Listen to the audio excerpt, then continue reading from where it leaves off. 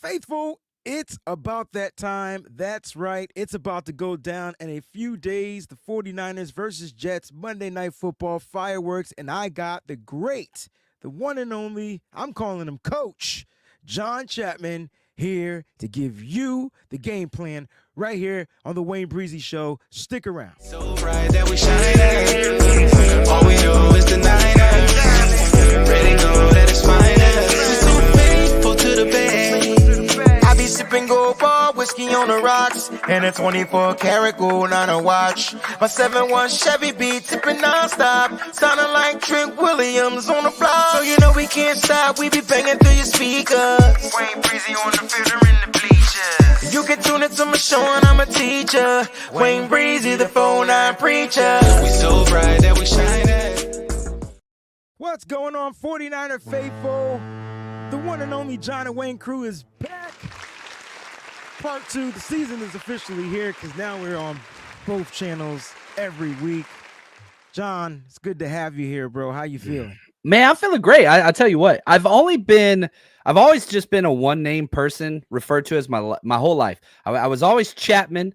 Growing up in college and high school, it was just Chapman, right? And then I was Coach, and that was it for like a little over a decade. And now it's back to Chapman. And so, you know, it's what it is. So I heard the Coach Chapman. I was like, oh, it's almost like I got in trouble when the mom says the middle name. You know what I'm talking about? Like, that's what it brought me back to. Yeah.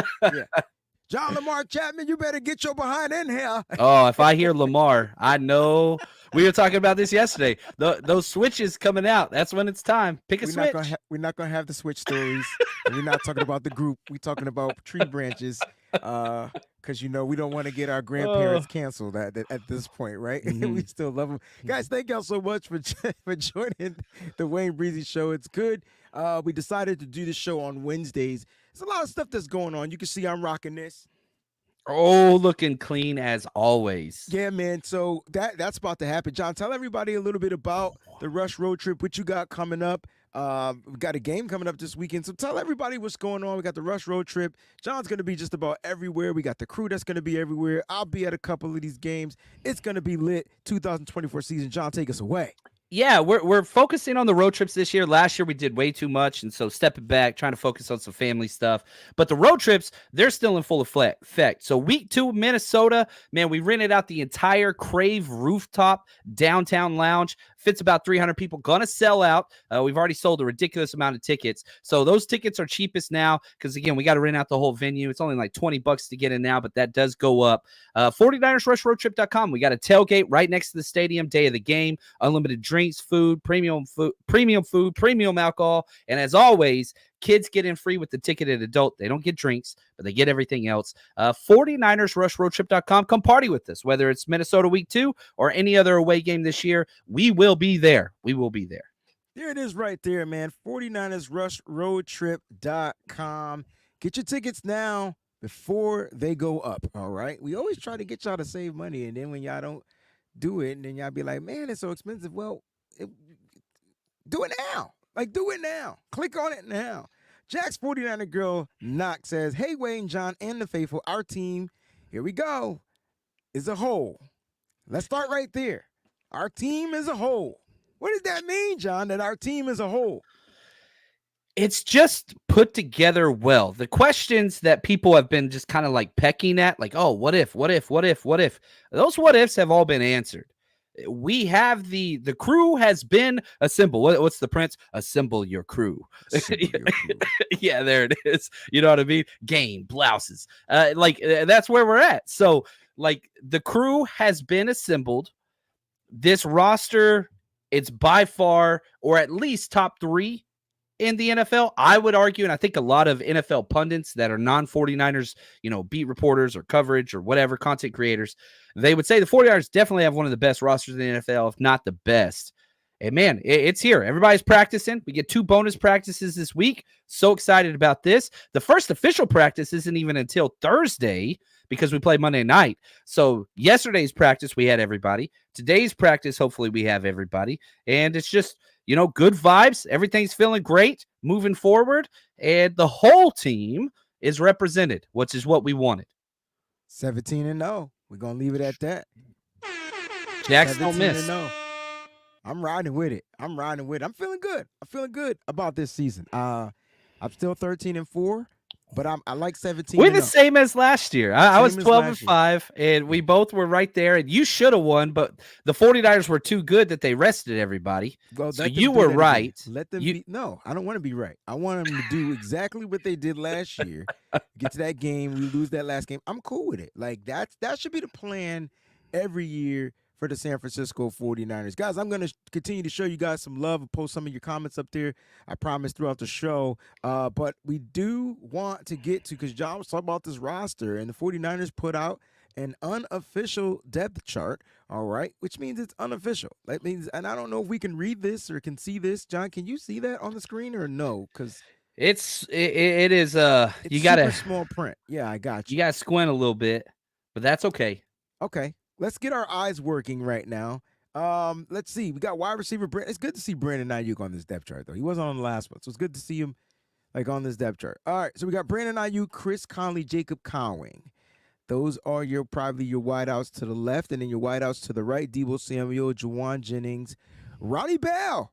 John, just talk to us about these three guys, because after we go through the unofficial depth chart, John is going to give us his starting 22 for this game. One of my favorite things is going to all the practices for training camp and just seeing how these, players perform. Ronnie Bell, he has been awesome all of training camp. Now, preseason, a little bit different story. And I know we're all kind of tainted with the punt returns and, the bobbles, even though he never lost us, quote unquote, a fumble. That's frustrating. But you have to look. Ronnie Bell played out of position last year at that X spot when Ayuk went down and whenever Danny Gray went down. That's not where he should play. That's not his spot. His spot is the Z Deebo role and the slot Juwan Jennings role, which is where he's played predominantly in training camp. Preseason, they put him back at X because they didn't have bodies, and it's just not his spot. He's not a separator. He's not a vertical receiver. He can do it.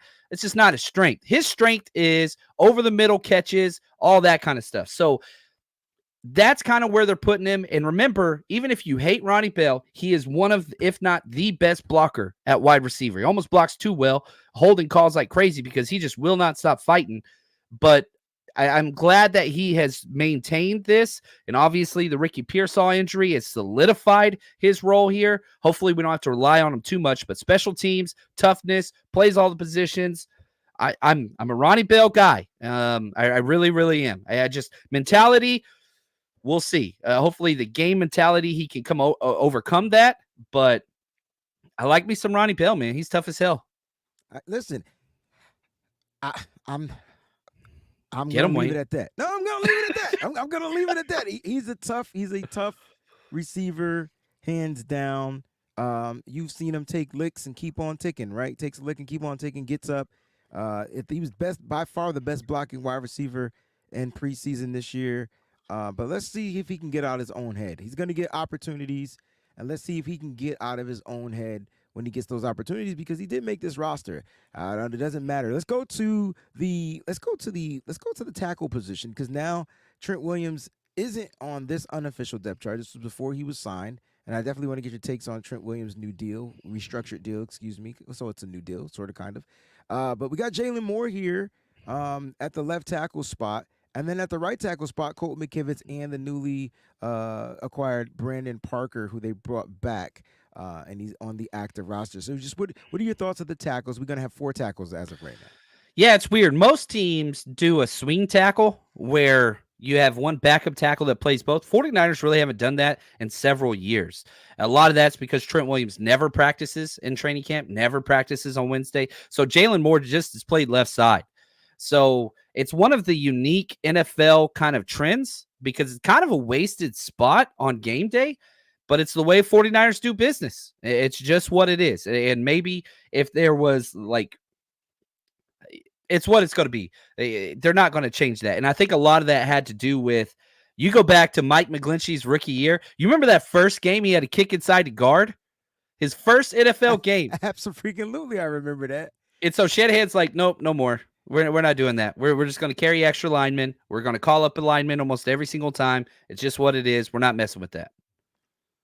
I'm not mad at the 4 tackles. They They showed us the blueprint last year. It got us to the Super Bowl. Why change it? You Yeah. know what I mean? Like, why change it? If it ain't broke, don't fix it. Plus, clears. I truly am. I'm starting to become a firm believer in Chris Forster. Like, he's unorthodox. He's a little older. He's weird. He's weird. I But love weird. but there it is. I think that's why I'm starting to draw a connection to Chris Forster, because for one, when he took and it wasn't then, but recently, when he took I guess the blame for what happened in the Super Bowl, for him not having his guys prepared, accountability is the word I'm looking for. When he did that, I'm like, okay, like that's what's up. You know, I think there's something beautiful about when somebody is at the spot they want to be at and it's just content. Like Chris Forster's, to my knowledge, not trying to become an OC. I think he has his dream job and it just fits perfectly. And my two favorite people behind the mic for the 49ers organization, Charvarius Ward, Chris Forster. Now, you might not learn a lot about the 49ers, but he's going to take you down some tunnels. I want the Chris Forster podcast so I can learn about this, 2002 Washington depth chart and draft. Like, he just takes you everywhere. You know what I mean? And so I really, really enjoy his coaching, the way his players play for him, and just how open book he is, just about everything. well, we're gonna truly see how this works out. They said my mic was low. Didn't sound low to me. Do I sound low to you? If it sounds low to them, then it's low. So yeah, whatever they say goes. Okay, whatever they say goes. All right, I turn my mic up a little bit. Let me know if it sounds a little bit better. Do apologize for that. I know what happens when I go stream on the other thing. Like, it changes settings, like it compresses it or some bull crap. Anyway, let's talk about these guards. Aaron Banks, he should be good to go. Let's talk about Nick Zakelj. Let's talk about Dominic Puni, rookie starting, and backup Spencer Burford. Yeah, I think you're kind of too set there. Yeah, I don't think Barch and Zakelj will be active. I think one of them will be kind of a healthy scratch. We talked yesterday, probably going to be Nick Zakelj, but you've got Spencer Burford. You just back up the right guard, Dominic Puni. Wouldn't be shocked if he got in for a series or two, and that's kind of pre-planned.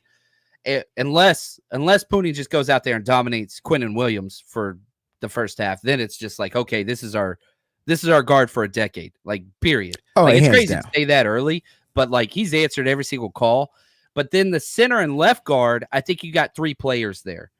Banks, you've got Brindle, and I think Barch backs up both the left guard and the center spot. That's your depth across the entire O-line.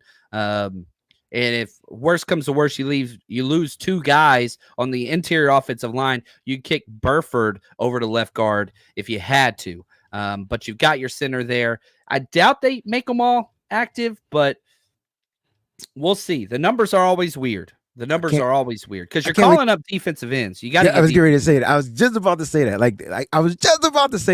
I would say that Ben Barch is John Feliciano right now.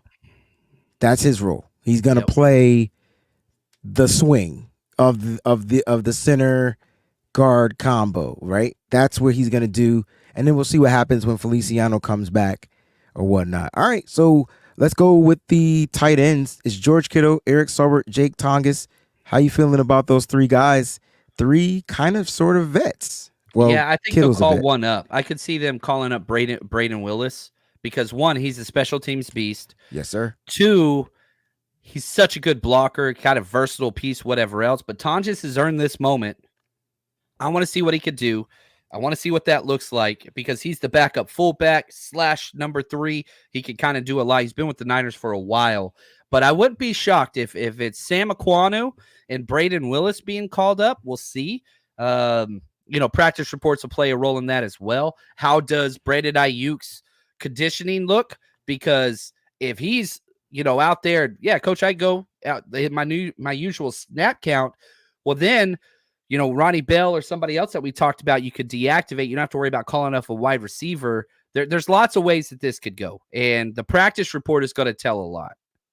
It truly is. It truly is, and we'll find out. Like today's an extra practice, but we'll find out tomorrow when it really gets down to the get down, like the nitty gritty. So we'll figure it out tomorrow, and then by Saturday we'll probably the official. That's right. Full limited out. Correct. You know what I Correct. mean? Like that's where Correct. they have to submit that to the NFL. Every NFL team, these players practiced, these were limited, these were out. There's no Shanahan They have to be filtration system. reported, correct? Like Yes. that's NFL ruling, has to be reported.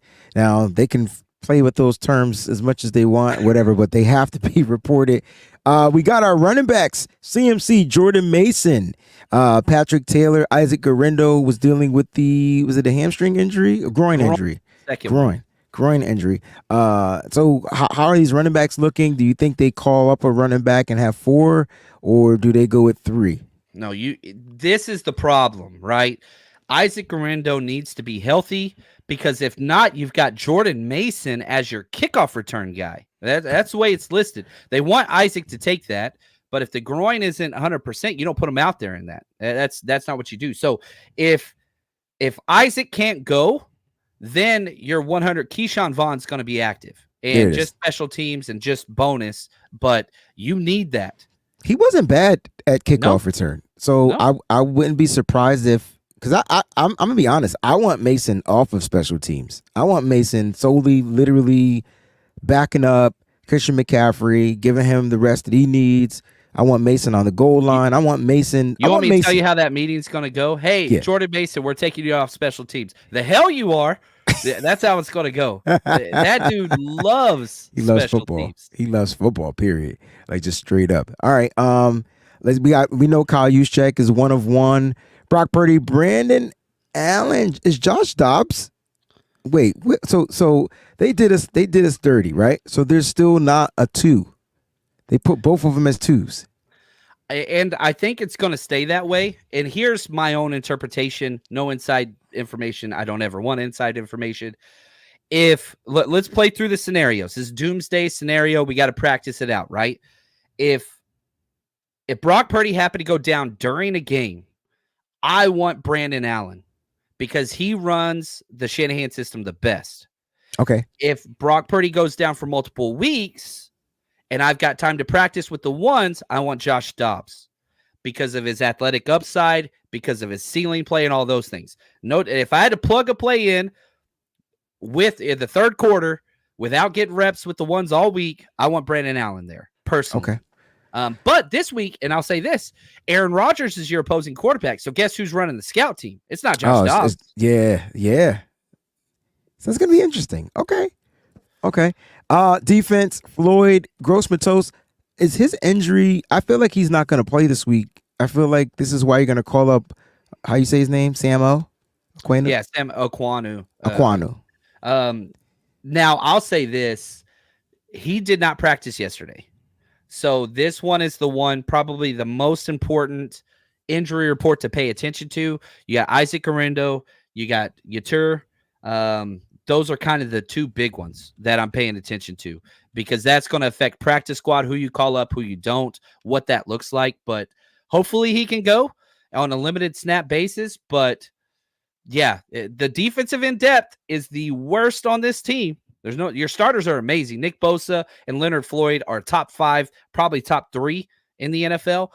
After that, man, you mean to tell me Robert Bill is going to be defensive end 3? You don't want that. You do not want that. Dang. All right, let's go with the Malik Collins, Kevin Givens, that role. I love it, man. The defensive, we've got 4 stud defensive tackles.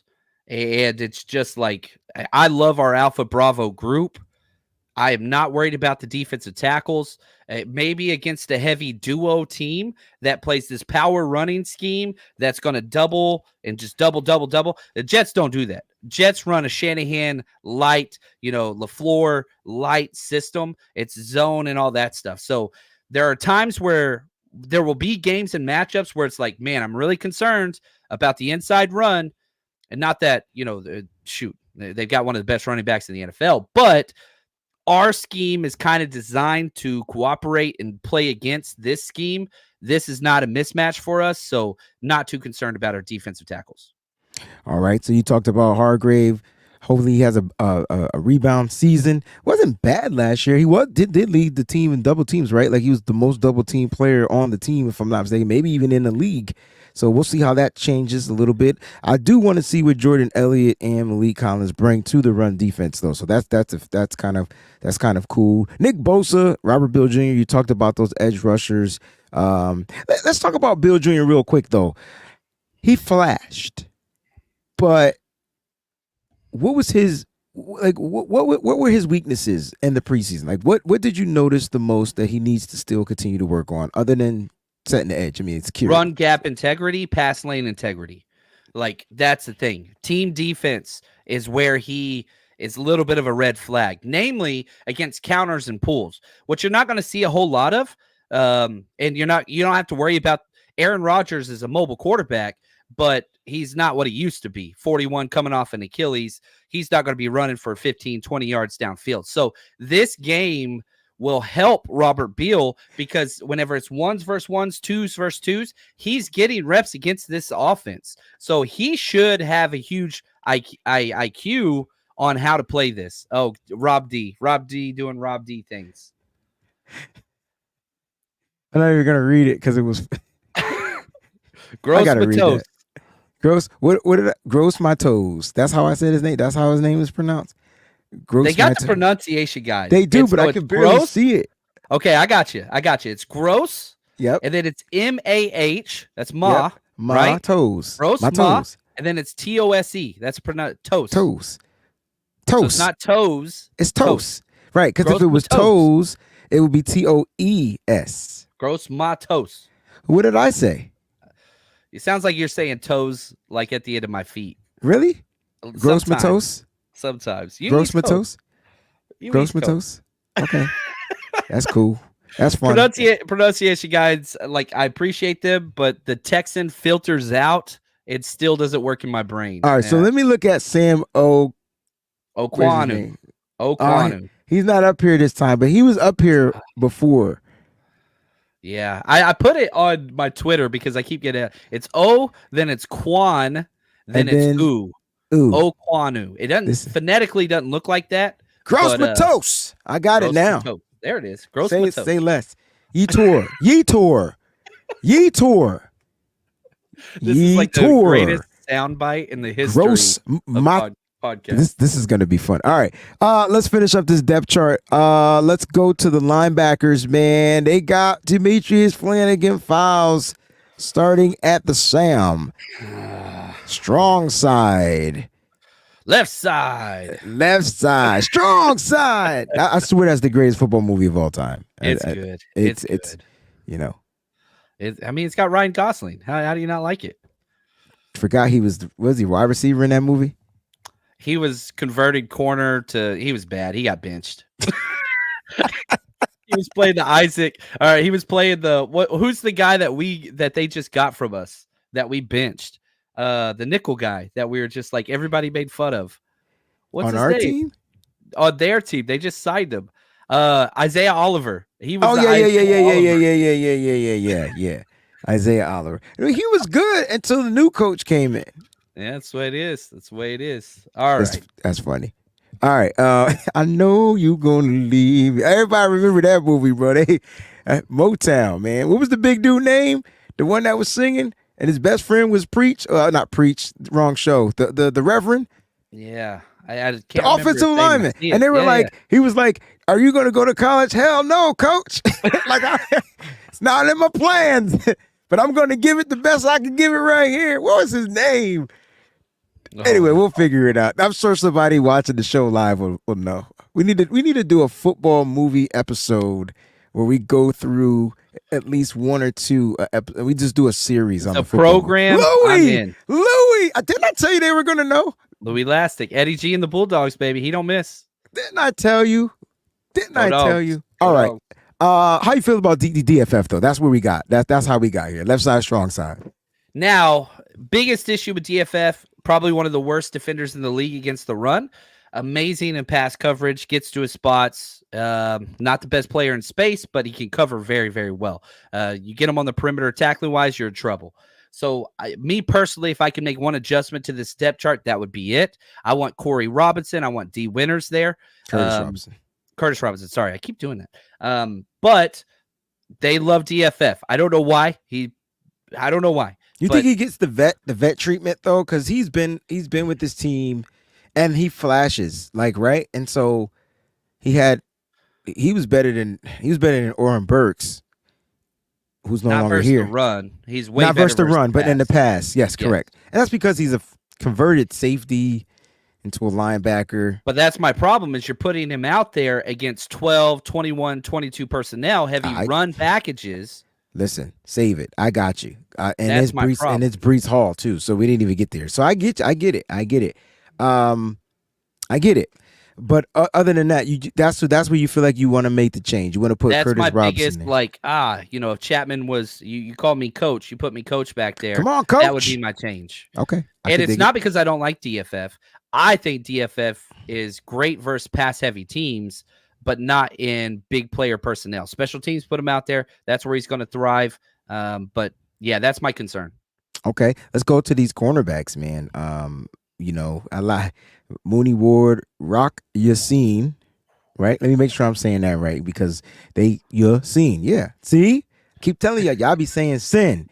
Nah, it's Rock not Yassin. sin. S-E-E-N. It's not how it's spelled. That's how it's pronounced. There it is. And then you got Darrell, right? Darrell. Not Darrell. Darrell Luter Jr., okay? Not Daryl, okay? Darrell. Trust me, we're gonna get these names right. That's why we're here. We're gonna get them right. All right. So Darrell Luter Jr. And then you got Deommodore Lenoir, Isaac. How you say Yadam? Yadam. It's Yadam. It says like Lil Jon. Like yeah. Yeah. Yadam. Yeah. We need Yadam. this. We you need just this say it fast and you're okay. Isaac Yadam. Yadam. But that's not. You don't say yeah. It's yeah. It's spelled Yadam. Man, that's hard. Yadam. I'm not very smart. Isaac, how you say your name? You say it. You do it, Isaac. Now I gotta ask you this because I gotta circle around Isaac. Right? Didn't play in the preseason. Didn't practice much. How do you feel like about him? He was awesome. He was awesome. I think the 49ers love him. They want him to be the number 3. And especially what he did last year against the Saints, that physicality. Now, he's not near as physical as Rock out there. That's the most physical corner maybe in the NFL. But he is just so clean and smooth and always where he needs to be. Hardest worker. You remember they talked about after he signed his contract, he went and worked out, like literally signed his deal and then went to the weight room. He was the first one out at practice, all of training camp, every single day. And the first time he wasn't the first one out there, I was like, oh, no, he's hurt. And sure enough, that's where the injury happened. But he missed the preseason games. That is a red flag. However, he was practicing before the last preseason game. So they're kind of just like, we know who you are. We're going to let these young guys get all these snaps. Yadam's going to be the number 3 corner out there. I'm willing to bet on it. I'm not arguing, but I like what I saw from Darrell. I love what I saw from Renardo Green. But I'm cool with going with the vet, and I'm not going to front. You told me to watch Rock Yassin, so I did. And in that last preseason game, he made me watch him. He said, Breezie, check out this number 33 and the name on my back. And that's all I watched. And he was sticky, icky, tight in coverage. And remember the game before he got that penalty, and I'm like, come on, man, you can't get the rockhead, bonehead penalties. And he fixed it, he adjusted, and no penalties in that last game. And I know penalties are to the discretion of the officials. I get it. But he was playing tight coverage. He wasn't handsy. That's what I loved. I love it, and I'm glad he made this roster. Like, right? He came back to the roster, right? So, I'll say, go ahead. Sorry. No, I was going to ask you, so what are your thoughts on Rock Yassin as well being a new addition? There's certain players, like I put Kevin Givens in this category as well, that are scheme advantages or disadvantages. If you told me Rock Yassin's going to be on Garrett Wilson, I'm telling you we're getting toasted. If you're telling me Rock Yassin's on Mike Williams, oh, he's going to lock his ass down. Like that is his physicality works so well against other physical wide receivers. Those little scat back space creators like Garrett Wilson, that's not his thing. If he can't get his hands on somebody, Rock Ya-Sin is out of position. He's out of phase. So he's going to be one of those, you can't use him all the time, but sometimes he's the perfect tool for the perfect job. It's just not all the time. So I don't think they want him to get a lot of playing time, but if you had to put him out there as your number 4 or 5 corner, if somebody went down, he's got the experience. He's very physical. He's going to be great versus the run. It's just, man, those little shifty Tank Dell, Garrett Wilson, whatever, Devontae Smith, that ain't his thing. And he's going to look bad. Bigger wide receivers, tough wide receivers, he'll shut them down every time. Shut him down. Shut him down. Shut him down. Look, I like the corners. I think they're physical. I think they're tough. They're great tacklers. And I can't wait to see how it looks when they go out there on Monday night. Let's go to the safeties because it's Jair Brown, it's Talanoa Hufanga. I assumed it was going to be George Odom, but it's Talanoa Hufanga on the unofficial. Hufanga ain't playing this week, man. Okay, that's why I'm asking. Yeah, and so he's on there. It's going to be George Odom out there. No doubt about that. And again, another one to look at, a possibility to call somebody up. Adam Schefter put out there that the safety, oh my gosh, his name is right there on the edge of Tracy Walker. Harris. Tracy Eric Walker. Harris. There we go.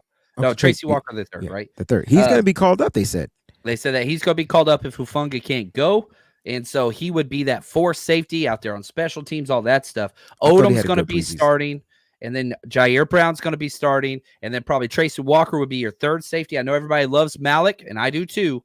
They don't want that dude playing against Aaron Rodgers for his first career start. He'll get abused in coverage. He'll just get played with like a toy. And I get it. And you want to ease him in. You want him to build confidence. You don't want to diminish his confidence, right? And I'm not saying he's a player that's gonna end up making a mistake and not being able to get over it. That's not what I'm saying. But it's one of the most difficult positions to play against a cerebral quarterback, and Rodgers fits that mold to a T. You don't want that. He'll be on every single special teams. That's his job, and he'll be awesome. And because what would Aaron Rodgers do? Ask yourself this question. There's a rookie out there. Oh, I'm going to the rookie every single time. I'm going to force the rookie to make the play. If he makes the play, oh well, it's a rookie. And so you make perfect sense. And that's pretty much the unofficial roster. I mean, Jake Moody's kicking, Mitch Wisnowski's healthy, Jacob Collins returning, Ronnie Bell's backing him up. Jordan Mason, though, is my question mark. I don't want him on kickoff return. Not to say he can't do it. He's not a speedy guy. How jacked that's going to be. I want him to savor himself for explosive runs, not explosive kickoff returns. I want Cowing and Isaac Garindo back there for the kick return, but yeah, I doubt that's going to happen. Ronnie Bell's listed as the backup punt returner and kickoff return. So, oh shoot, I don't see him as kick returner. He's listed. He's the backup. Oh yes, I do. I do see him. Wow. Ugh. Well, but he was out there practicing every single time. So I don't care. Whenever they would practice special teams, they would send Ricky Pearsall when he was healthy, Ronnie Bell, Trent Taylor, Cowing, those four, and Ronnie Bell. Those were your returners. All of camp. Hey, look, new kickoff rules. We'll see how it pans out. If Ronnie Bell is out there, it's because he's a tough guy. You know what I'm saying? He's going to be hard to bring down. I mean, so we'll see what happens. He is a little shifty. He can make people move. But Isaac Garindo is the guy that you want out there, period. I think that's the guy you want out there. He's built for it. He has the speed. He's tough. He has the breakaway ability. And he's just an explosive player. I'm telling you, that's why he was drafted. Even Trent Williams said. Trent Williams didn't know his name. So he went through the rookies. He left some rookies off of his list. But he said, there's one more player. There's one more player. The running back. And he was talking about Isaac Garindo. That one game from Isaac Garindo made an impression, not just on the coaches, but the rest of his teammates. So we'll see what happens with the groin injury with Isaac Garindo and how that pans out. But that's your unofficial depth chart All right. Unofficial depth chart. John Chapman and I just went through it, which is cool because now, John, we're going to get a little closer. John's going to give us his starting 22, and then we're going to get into this game plan. Now, John, I know there's base defense. I know there's nickel, there's dime packages. Let's just go off of base, your 3 linebackers, and then you can sub in who your nickel back will be if we come out in the nickel package. Okay, so this is what I think the starters will be, right? Not Correct. what I want them to be. Correct. This is what you think Kyle Shanahan is going to pencil in starting on defense, and then we'll do offense. Gotcha. Bosa, Floyd, those are your edges. Collins, Hargrave, those are your DTs. You've got Warner, Devondre Campbell are your 2 linebackers. In base, DFF's going to be out there as your number 3. Outside corners, Charvarius Ward, Diamador Lenore. Safeties, Jair Brown, George Odom. And if you want to go nickel, you're subbing in Isaac Yadam, and you're taking out DFF. Question. I know that they showed us on the unofficial depth chart that DFF was your strong side. But give me a percentage where, what if it's like 49, like 51 between him and Curtis Robinson? Like, who do you think the 49ers really will go with? Like, because I know this is unofficial, but Kyle raved about Curtis Robinson. They would go Curtis Robinson. And the rotations were at that same spot, DFF, Curtis Robinson, then D Winters. So, like, that has consistently been that Sam 1, 2, 3. Jalen Graham was working with the 4 team. He didn't make this team, obviously, but, like, that's been the rotation from the start, kind of through the end of training camp. We saw the same rotation. They want D Winters just to play Will. Learn Will, because you're probably going to be starting there next year if they don't extend Dre Greenlaw. So they're just like, D Winters, you're the number 2 guy only. We'll play you some out there at that number 3 same spot, but we want you learning Will. So Curtis Robinson would be the backup. He deserves to start. Healthy all through camp, played every single preseason game well, chose to stay on the Niners and not go to the Titans last year. Like, reward that guy. Reward him. But we'll see what happens. And the crazy thing is they're both good on special teams too, right? But which one is going to be best for linebacking overall? And on the base downs, I think it's Curtis. I wouldn't be surprised if the Niners changed up that depth chart when they made it official and they put so proud of him. Curtis Robinson there. Oscar has a question. He says, you guys think we'll see a 5-2-4 defensive scheme against Rodgers? So before we get to the second part of the question, let's answer that first part of the question. Let's talk about the 5-2-4. So we talk about 5 defensive linemen, 2 linebackers, 4 defensive backs. And if we do use that particular type of scheme, John, give me my 5 D linemen and my 2 linebackers and my 4 defensive backs. Yeah, I like this. The problem is defensive line depth is kind of your weakness. So if you bring on 5, now you're kind of problematic because you only got 4 defensive tackles. You only got 4 defensive ends. Like, you're light already. So I'm not against it, but it'd be different if Uter's playing, whatever else. But my 5, you'd have your 4 starters. I'd bring in Jordan Elliott or Kevin Givens as your slasher guy. That's what I would do there. Everything else would stay relatively the same. Do you think you use more, like, because this is 5-2, this is mainly to what? Stop the run? Or what are we doing on this 5-2? You only got 4 DBs back there. You're going to put your best 2 linebackers that can pass coverage because when it's Aaron Rodgers, like, you still got to make sure you contain in the edge. A lot of people feel like I just finished my keys to victory for 49ers web zone. And I think people forget Aaron Rodgers might be old, but he's still mobile. Right. And he's not your typical new age mobile type of quarterback neither. Right. Like, and so how will he come out with this off of this ACL injury? We will find out. But my thing is, what is this 5-2-4 defense really trying to prevent with Aaron Rodgers being out there?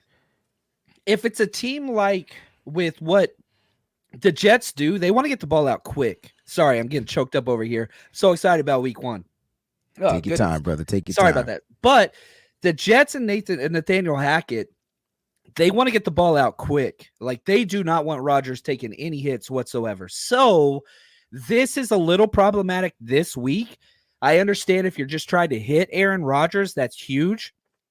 But if we look at the personnel matchings, just with what the Jets did last year, they're going to put us in nickel kind of personnel 69% of the time based off of what they did last year. So I don't think we're going to see it. I really don't. Not this week. I like the idea, but with the lack of defensive line depth, they're not a play action heavy team. They only did 21% play action last year. And that's whatever they were trying to create all kinds of crazy stuff with Zach Wilson.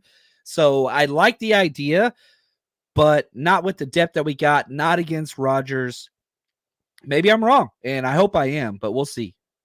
Yeah, Mike McDaniel says front five won't matter. The quick pass you have to have Greenlaw. That's why I was like, because Campbell isn't speed. He's got the size, he's got the length, he's got the height. He can possibly get those hands up if he plays the right perception of depth. If Aaron Rodgers is trying to throw, but you don't have the speed of Greenlaw out there. And if you're not trusting the young D Winters, who has the speed, because he's dealing with an injury as well. So he's probably low on the depth chart and might not play in this game either. So Right. it could get rough. I mean, I think if they come out with 3 wide receiver sets, you go out there with your nickel, you got to go out there with the guys that John just mentioned. I think we might show different formations of the nickel package. Maybe even going 3-3-5, like, right? Maybe coming out with 3 defensive linemen, 3 linebackers, 5 DBs. I think what they would do instead, we saw this in the preseason, some zone drops from defensive linemen, and you have smaller athletic defensive linemen that could do that. Malik Collins, Leonard Floyd for sure would probably be my go-to because he's played outside backer a lot of his career in that Fangio scheme where he literally stands up on the outside. So you line up your traditional 4-2-5, and what you would do is you'll drop Leonard Floyd in that hook to curl zone, and you'll rotate your backers over to the pass strength on Bosa's side. Mm-hmm. And so it gives a different look. So you got 3-man pressure, but you're trying to take away that kind of quick strike in that hook to curl region. I wouldn't mind seeing some of that. It's hard to get Rodgers on that. Like, he doesn't make those mistakes, but you could do that just to shorten up the zones on the back end. So that's a possibility. I think that's much more likely than the 5-2. And before we get into your game plan, because I like where you're going with this, give me your starters on offense for the 49ers.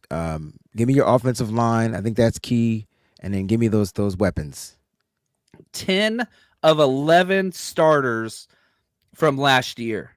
That is just insane. So you mean coming back, right? Coming back. And the That's only one that's crazy. not starting kind of lost his job due to injury, and the rookie, Dominic Pooney's the only new starter I have. Burford. Okay. That's it. So Brandon Ayuk, Debo, your offensive line, you got Trent Williams, Aaron Banks, Jake Brindle, Dominic Pooney, then Colton McKivitz. So that's relatively the same. Christian McCaffrey, Kyle Juszczyk, Brock Purdy. And if you want to do 11 personnel, take Kyle Juszczyk out. You're putting Juwan Jennings in there. Like, good Lord, how did the NFL allow this team to return all 11 starters and get better? We'll see with Dominic Pooney. Like, good Lord. That matchup's going to be crazy. Him and Quinn and Williams. That's going to be a good matchup. And I'll stand on it. I believe he'll hold his own. And don't get it twisted. It's going to be one of those, you win a rep, you win a rep. You win a rep, you win a rep. I win a rep, I win another rep, you win a rep. It's going to be a battle. It's going to be a battle. But that's the test that you want to see from this young stud in Dominic Pooney. Yep. And, Trent Williams is enamored by Dominic Pooney too, by the way. He's so clean, man. It's just checking boxes consistently. And the 2 traits that stood out most with Dominic Pooney, anchor ability against bull rushers and IQ. Well, week 1, congratulations. You're playing against Quinnen Williams. Have a good time, man. Pro Bowler, 3rd best, PFF rating for defensive tackles. Unbelievable. And this game's going to matter for Quinnen Williams because guess who got drafted right ahead of him? 1 spot, Nick Bosa. Like, this game matters. You remember when people used to argue? Yes, Bosa you would take. Yeah. I do. You know what's funny? Had we drafted Quinnen Williams, I don't think he would have. I don't know if he would have worked out here. It's tough, right? He's a baller. No, he's great. I just talk about here. Like, I don't know if the Niners would have been a good fit for him and what they wanted. Because Niners want you. You got to kind of show some type of versatility on that defensive line. I think the Niners are finally getting away from. I need my guys to be able to go inside, outside, outside, inside. They'll go get specific players like they have now that can do that. I believe Sam O can do that. I believe he could be an inside, outside guy or outside, inside guy, however you want to look at it. But I just feel like the Niners used to want all their players to do that. It's probably a big reason why they moved on from Buckner and then they went with the deal with Eric Armstead because he had the ability to do both. And I don't know, but I think Quentin Williams, even though he would have been great on any team, I wonder if he would have been a bad fit for the scheme that the Niners were running defensively. He would have been playing in between DeForest Buckner and Eric Armstead on the outside if we drafted him in 2019. See what I'm saying? Yeah, it would have changed some things for sure. It would, and you know how the Niners do. They would have probably tried to make him be an outside guy, and that could have ruined it. I'm not saying it would have got him injured or anything, but it could have just ruined his whole They did makeup. that a lot early. There you go. That's why I said that. I'm not saying it because he's a slouch. That kid is a problem. Is he an All-Pro? He's an All-Pro, if I'm not mistaken. I don't know if he won any All-Pros. I don't think so. Let me. But check. he's definitely a dope defensive tackle. He's probably their best defensive player. 2 Pro Bowls, 1 All-Pro. Yeah, the kid's working out. He's working out in New York, and now they got us some secondary help. All right, so before you get to, I had a question for you. Real quick, offensively, before we get into your game plan, because I'm excited. Any 4 receiver sets? I know we will empty the set. I know that, but any 4 receiver sets against this Jets defense? I doubt it, man. We didn't do that really at all last year. I haven't seen it practice. You think we ever splash it in there? Because we got some receivers. So here's my question. Okay. Who's going to be the first non-starting wide receiver to get on the field? Is it Jacob Cowing? Is it Chris Conley? Is it Chris Conley? Is it Jacob Cowing? I'm not going to say Ronnie Bell name, but is it like I'm just saying, like, it could be. Right? Yeah, I think it's going to be Conley because I doubt Ayuk plays 100% of the snaps like he usually does. Ayuk's like that dude's stamina is level 100. He plays probably 12 more snaps a game than Debo and probably 40 more snaps more a game than Juwan Jennings. He's done come out. So I doubt he gets 100% snap share. You might give him, a couple plays off. And if that's the case, it's going to be Chris Conley. He's the backup wide receiver. And he's earned that. Yeah. So then, all right, I'm thinking, who's the backup Debo guy? That's got to be Ronnie Bell. Oh, Cowing and Ronnie Bell. They both played both spots. Okay, so I didn't have Cowing as the Z though. Well, I mean, you remember they ran that end around to him a few times. They did. He ran it. He ran it. Yep. Him and Bell. Well, Conley plays everything, and Ronnie Bell plays everything. But Jacob Cowing just kind of has played 2 spots that I've seen him play. And that's that Z in the slot. So I said on another show that to me, Jacob Cowing is going to really take that role from roll over or replace what we thought we were going to get in Ray McLeod, right? And so now you got the guy that can line up in the backfield, that can line up as a receiver, come out of the backfield, got speed to get to the outside, got speed to take the top off the defense. Looks like he understands the terminology of the plays. Let's get down to the daggone game plan, which is why everybody's here. I don't know if I wrote this right, but John's going to help me, and after today, I'm going to get it right. So the Niners, per DraftKings, are minus 4.5 versus the Jets. Did I write that right? 100% correct. Motherfreaker, give me my props. I could not remember it. I was struggling. I said, I'll get it wrong on the show, and then John will correct me.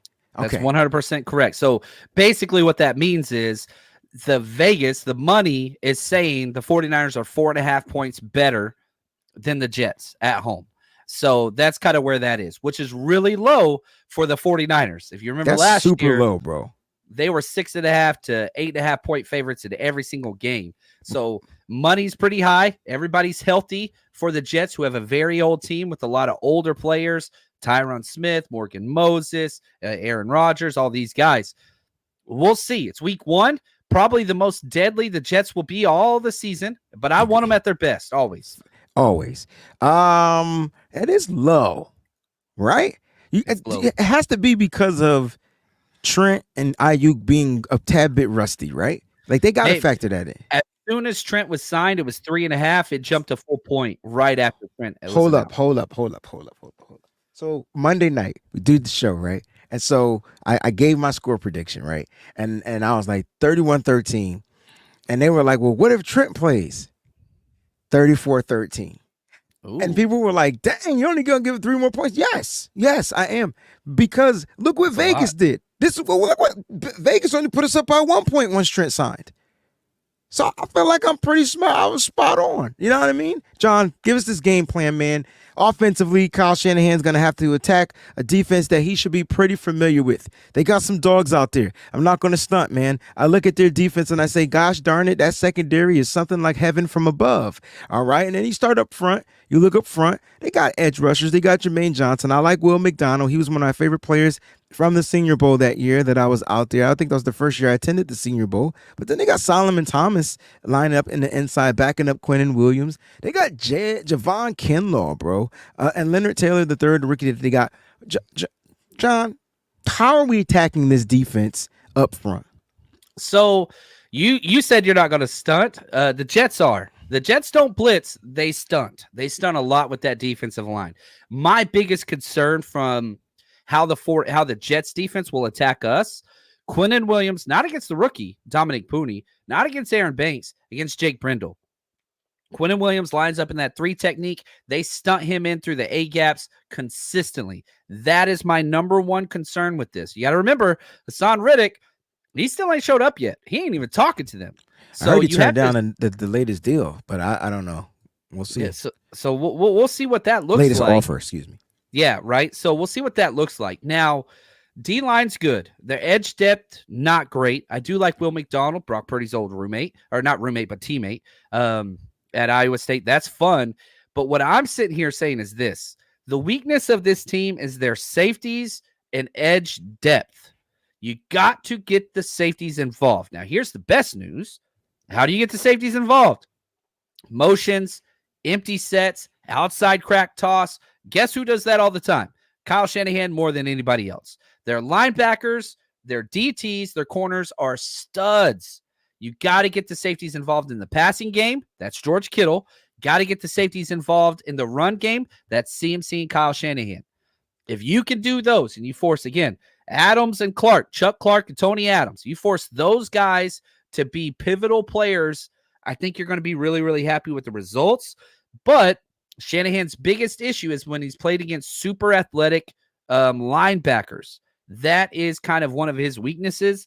We'll see how this goes because not only is CJ Mosley still playing at the top of his game, you have Quincy Williams, who a lot of people forget was a first-team All-Pro with Fred Warner last year. Like, they have 2 stud linebackers.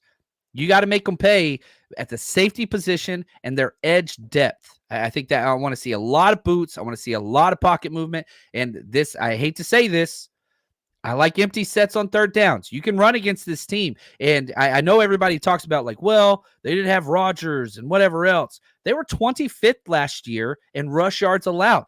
25th out of 32 teams. You can run the ball. I want us ahead of the chance and on third down, move the pocket, empty sets, all those things. That's the way to attack this team. Force the safeties to get involved. Force the safeties to get involved. That's the game plan. Get those safeties involved and force the Jets to use that depth rotation. You want Will McDonald out there. You want those young guys out there. Why? Because you can take advantage of them out there. I'm an outside zone guy. I believe this is going to be an outside zone game, and we're on the ground, and we'll see how it works out. So attack the safeties. I love it. Game plan. Let's switch the flip. Let's flip the script, bro.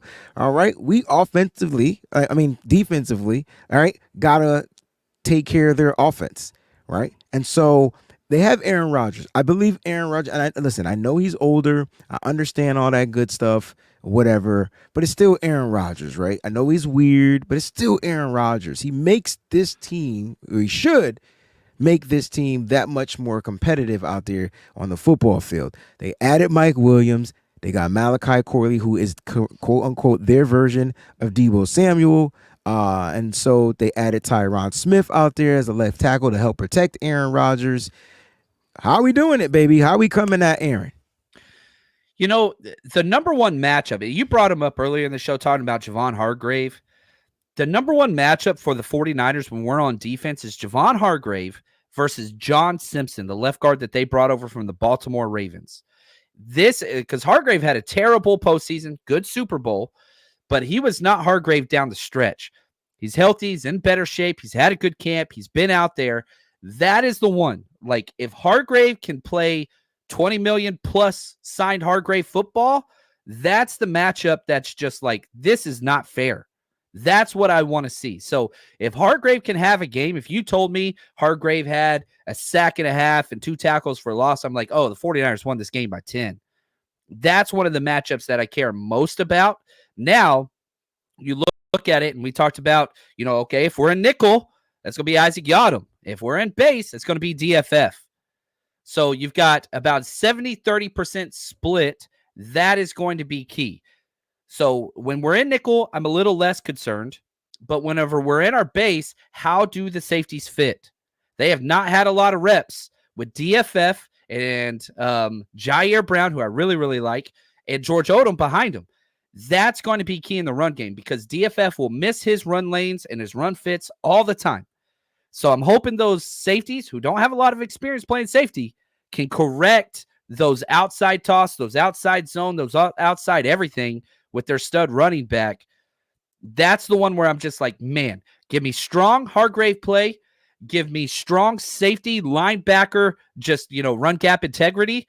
Fill that alley. Oh, my gosh. Yeah, Niners will handle this game. Which they should. They do have a strong rushing attack, and I think a lot of people are like they're focused on Breece Hall. I do want to talk about Braylon Allen, their running back. Yeah, man, like that's the rookie that they got out of Wisconsin. That's the guy that took Isaac Arendo's spot. Like that, you get what I'm saying? So like he's a complete back. So they got some guys. They got Israel Abanaconda as well. And then they also drafted Isaiah Davis. I think Abanaconda was the speedy kid out of Pittsburgh a couple of years back. So they got a running backs room. If they look to get to the outside and we're not doing what we need to do, it could be a long day, right? Yeah, I think so. And again, this is probably one of the biggest changes. You look at their offense last year, 29th out of 32 teams in rush attempts. They just couldn't sustain drives. Now you got Rodgers back, can't load the box, not playing against Zach Wilson back there. If they can establish the run against this team, it's going to be on the perimeter.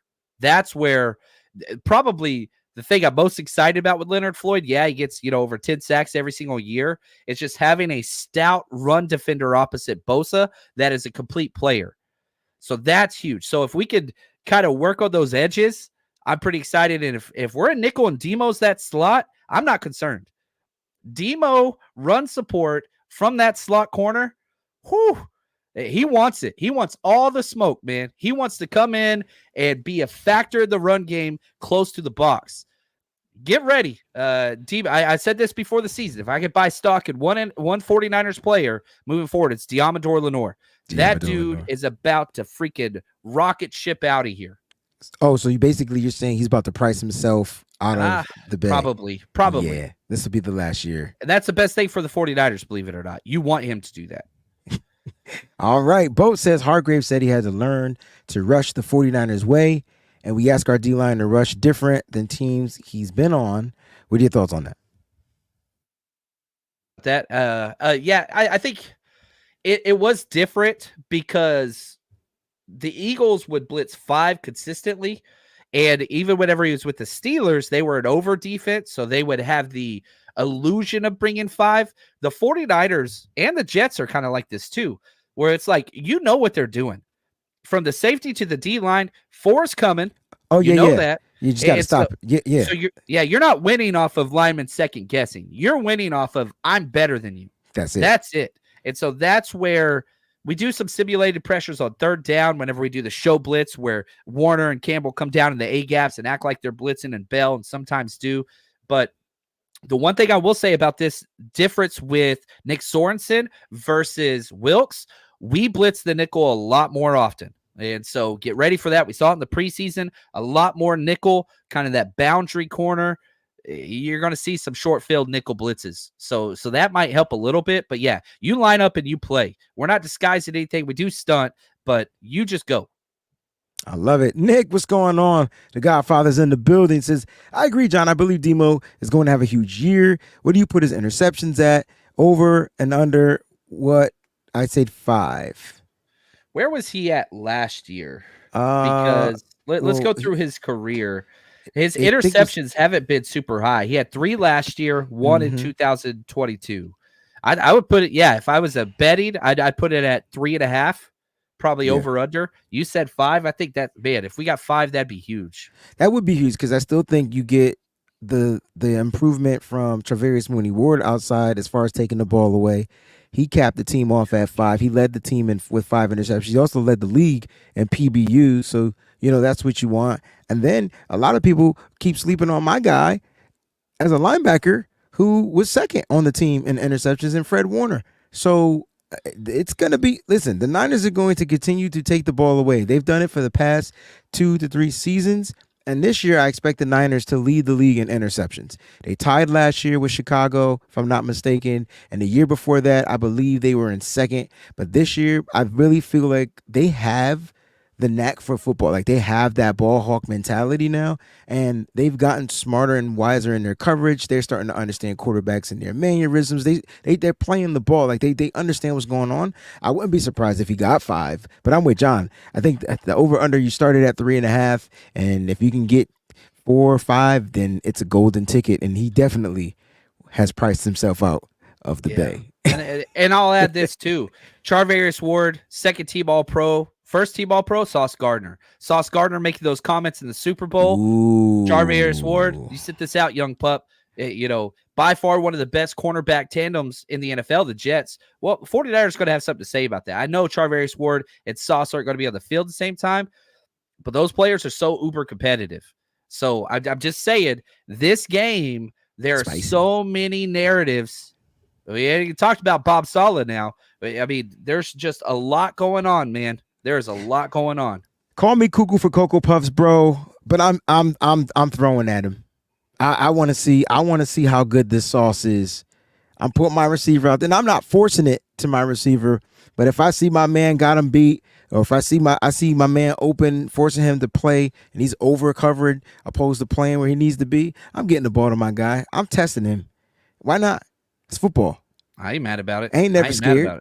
Ain't never scared. Now, like I said, I'm wise. I said you got to be open. I didn't say you throw it when he's blanketed covered. No, that's not wise. But be wise about it. I'm excited. John, how you feeling about this game, upcoming game, man? Because you gave me some good takes. Dude, I feel really good. And I'm going to be honest with you. I do think the 4.5 point spread is wrong. I think it should be probably 6.5. I think the Niners should be favored by that much. Obviously, if Aaron Rodgers has an Aaron Rodgers all-time performance, they can beat anybody. But guess what? The last time Aaron Rodgers threw for 300 yards in a game, Brock Purdy wasn't even drafted yet. It's been that long. So we'll see. I understand he's Aaron Rodgers, first ballot Hall of Famer. I get it. Let's see what happens. This 49ers team ain't no slouch now. So do you think Aaron Rodgers, because he hasn't had that type of a game against the 49ers in a long time. This will be his first time facing the 49ers as a New York Football Jet, but even his last stints as a Green Bay Packer, he didn't have that Aaron Rodgers type of game. Do you think he's making some type of adjustments, or is the 49ers defense just more ferocious and slightly different every time he steps out onto that football field? Because he's going to really get a taste of it. I really feel like everybody's like Leonard Floyd. I love it. I think Nick Bosa's going to have a freaking day, bro. Like, I could just feel it. Tyron Smith, who is their left tackle, who's amazing. He's Doesn't Nick borderline Bosa Hall have of a Famer day by himself. against him when he's with the Cowboys? He has had days against them in the past, but like he's very, very good. I would argue when healthy, he's a top 5 left tackle in the NFL still 100%. At this age. But Morgan Moses on the other side, he's good, but he's more of an average second-tier tackle, and he's old. You got to go hit this dude. You got to make him uncomfortable. You got to make those gifts where his helmet's on the side and he's looking up all goofy. You know what I'm talking about? Like, that's what you got to do. You got to make him uncomfortable. You got to make him mad. You got to make him yelling at his teammates because he's smarter than everybody else, yelling at the coach. That's what you want to see. You got to piss him off. I'm with it. Guys, go follow John over at 49ers Rush if you're not already doing it. Make sure you go to 49ersrushroadtrip.com. I think I said that right because it's a lot of words with a lot of R's. But make sure you go and do that. Get your tickets. John's going to be doing the events and the crew. We're going to be doing these events, man. It's going to be a great season. Week 1. John, you got us winning this game. You want I'm betting prediction for us to win. I don't really have a score position now, but I'm going to say 49ers by a touchdown. That seems to be right. I'm overzealous. At that 7-point That's mark. Fine. I'm overzealous. I'm the only one that thinks the 49ers come out, open a can of whip ass on Monday night. I really don't care if they lost. If Brock Purdy is 0 for 2 on Monday Night Football. That was then. This is now. John, take us home. What a great show. Shout out to everybody out there. Give yourselves a round of applause for being one of the most amazing communities out here. We have waited so long for this event. Obviously, the Super Bowl loss, which hurts. You've got all the offseason ruckus and holdouts and fake reports and whatever else. And people still try to put negativity out there. I don't understand it. I don't get it. This team is for real. I'm pumped. We got 49ers football back. And Wade, just can't say thanks enough for letting me be on your show. Until next time, stay strong, faithful. We out, y'all. So bright that we shine. All we do is the Niners. Ready, go, that is fine. So faithful to the bay. I be sipping gold bar whiskey on the rocks, and a 24 karat gold on a watch. My 7-1 Chevy be tipping non-stop, sounding like Trent Williams on the block. So you know we can't stop, we be banging through your speakers. WayneBreezie on the field or in the bleachers. You can tune into my show and I'm a teacher. WayneBreezie, the 4-9 preacher. We so bright that we shine.